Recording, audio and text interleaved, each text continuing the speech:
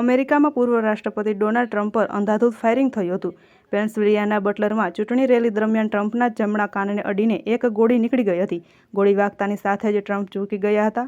તેમના ચહેરા અને જમણા કાન પર લોહી દેખાતું હતું. અમેરિકાના પૂર્વ રાષ્ટ્રપતિ ડોનાલ્ડ ટ્રમ્પ પર જીવલેણ હુમલો થયો છે. પેન્સિલ્વેનિયાના બટલરમાં એક રેલી દરમિયાન ટ્રમ્પને ગોળી વાગી હતી. જ્યારે તે બટલરમાં સ્ટેજ પર બોલી રહ્યા હતા ત્યારે બંદૂકની ગોળીનો અવાજ સંભળાયો. ટ્રમ્પે તેમના જમણા કાન પર હાથ મૂક્યો અને નીચે ઝૂકી ગયા. સિક્રેટ સર્વિસના એજન્ટ ટ્રમ્પને કવર કરવા માટે તરત જ પહોંચ્યા હતા.